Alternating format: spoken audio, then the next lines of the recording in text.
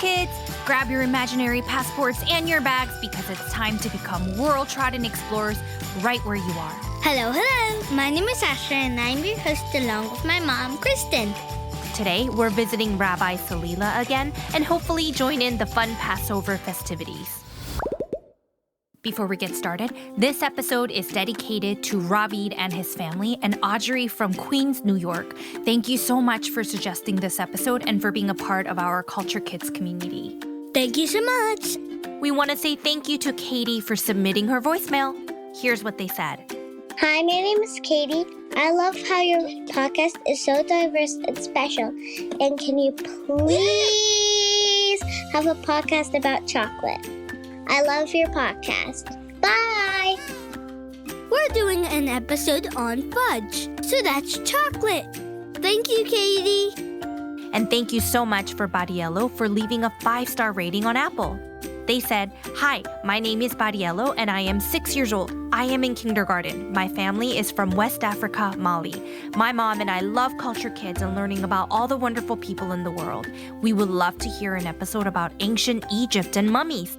Wow, thank you, Badiello. That's a really great idea to explore the world of ancient Egypt and mummies.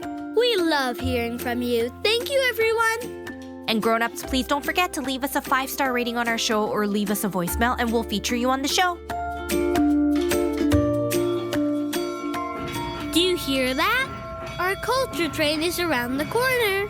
Okay, Culture Kids. A few weeks ago, we explored the story of Passover and the significance of the seder. Today, I'm excited to dive deeper into the rich traditions and delicious foods associated with this special time of the year. Buckle up, guys, because we're going back to South Bay, California to celebrate Passover.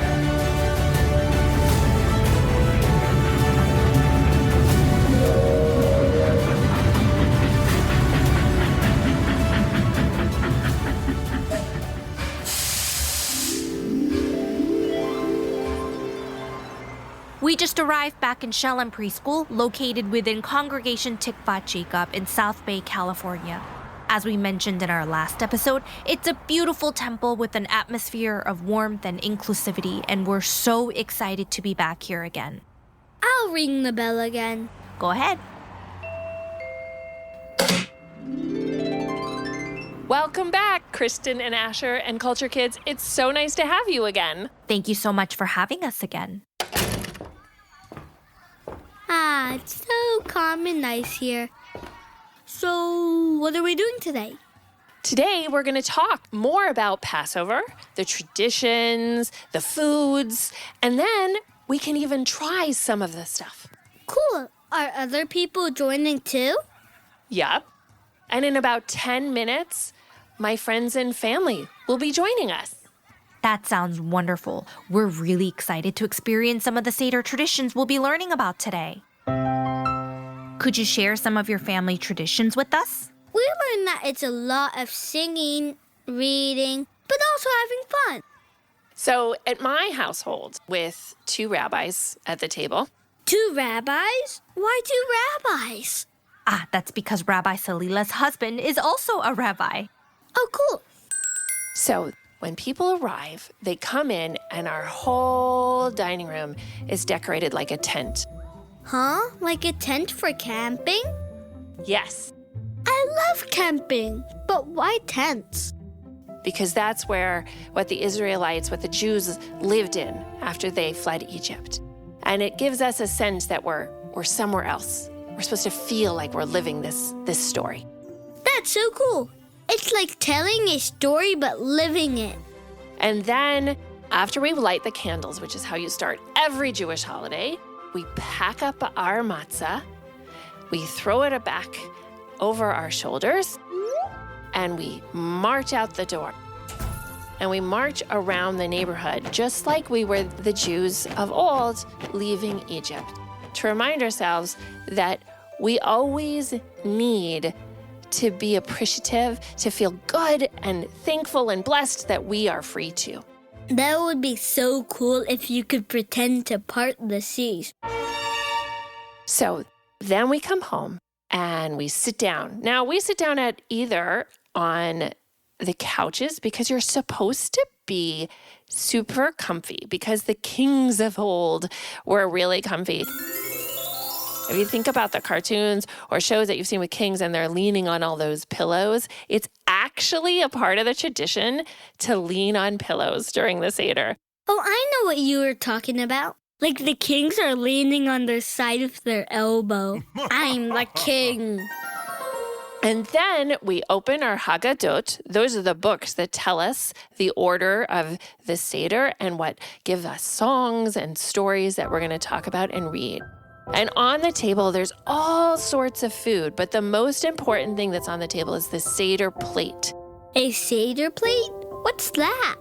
So each part of that seder plate has a really important role in telling the story. And we get to try each food or look at each food or point to each food during the stories so that everyone at the table learns these important lessons. I love the idea of learning or understanding a story through food. That's cool. What else is on the table? Is that the only food? Now, when we also have some parsley that we dip into salt water. Is the parsley usually a part of the seder plate? Yes. Parsley?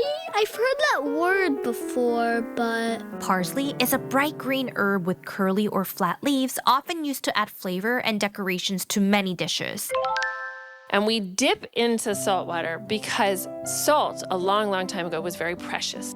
And kings, again, those kings got to dip their foods twice.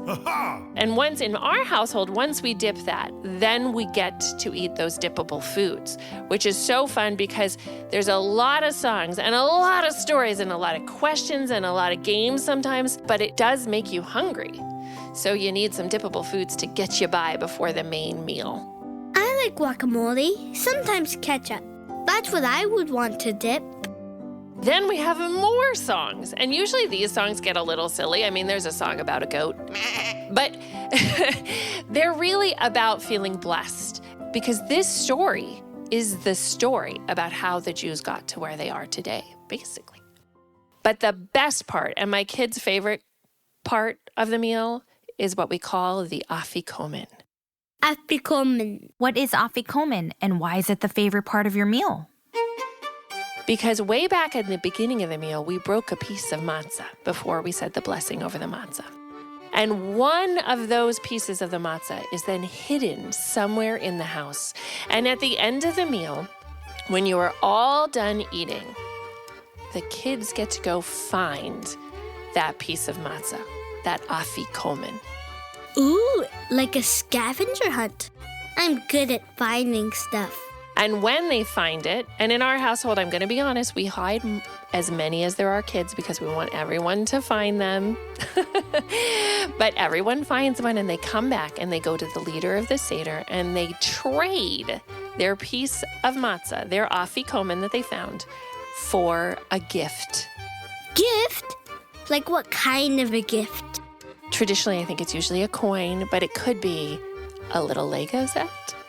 It could be, depending on how old you are, a gift card. I mean, we get very creative because you know what? The kids just sat through this amazing seder experience and they probably deserve a little gift at the end of it. Wait, even Pokemon cards? Can that be the gift? Even Pokemon cards. It's a possibility if you come to my seder. We'll have to see. That is the coolest tradition ever. It kind of sounds like an Easter hunt, too. It is like an Easter egg hunt. I love discovering how different religions and cultures share so many similarities. So what kind of foods do you get to eat? Is it true that during Passover we don't eat regular bread for 8 days? Great question, Asher. So, 8 days, no bread, just saying. No cookies, no cake, except Passover cookies and Passover cake. But there are a lot of foods that are traditional for Passover. Matzah ball soup would be one that a lot of people eat. People eat a thing called gefilte fish, which is not my favorite, I'm not gonna lie, but it's like white fish made into kind of a patty. They usually eat it with the horseradish from the seder. People eat brisket and chicken, lots of fun traditional foods. Are these food traditions the same for everyone practicing Judaism around the world? Funny thing is, my husband's family is from Yemen. And so they have a slightly different set of rules. For instance, some people who are from Eastern Europe, they don't eat rice or other kinds of grains. But my family does, because Yemenite Jews can eat rice during Passover. So it kind of depends on which house you go, what traditions you find. No family is the same. But the traditions get so much more diverse than that. It can change how you tell the story. It can change the melodies of the songs you sing. Every family's a little bit different. That is definitely true, and I believe that goes for all religions and cultures around the world. Every family practices their faith in ways that fits their family's needs, traditions, and also culture. Yeah, like we learned that Muslims in Egypt might have different traditions than Muslims in Morocco or Malaysia. Yep, just like how all of us have different languages or eat different foods, we all have different beliefs and ways of practicing our faith, which makes our world a colorful, creative, and a wonderful place. Oh, is there someone at the door? Hey guys, it's time for the seder. So Kristen, Asher, and I are going to go have some amazing matzah. Cool, thank you, Rabbi Selilah. Let's go. Chag Sameach. Thank you, Culture Kids.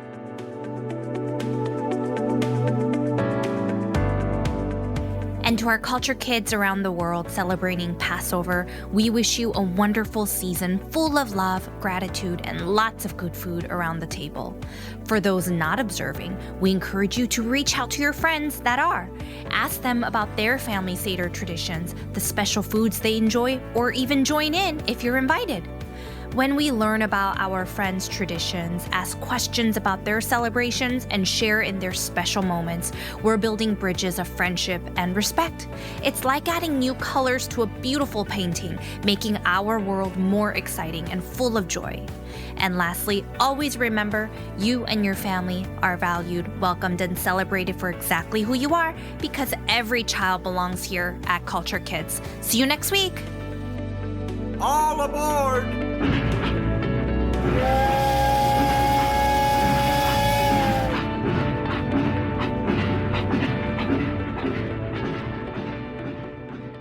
Joke time. Okay, Asher, what do you got?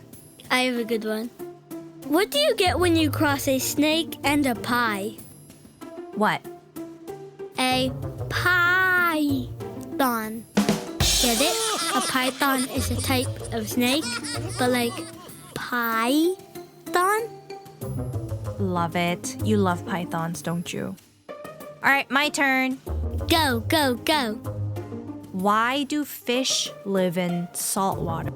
Why? Because pepper makes them sneeze. Oh, I get it. Because like salt water, like salty, but like salt doesn't make you sneeze, but pepper makes you sneeze, but like salt water, but there isn't pepper water. So I get it. Yeah, and also because salt and pepper kind of go hand in hand, so. Yeah, I agree.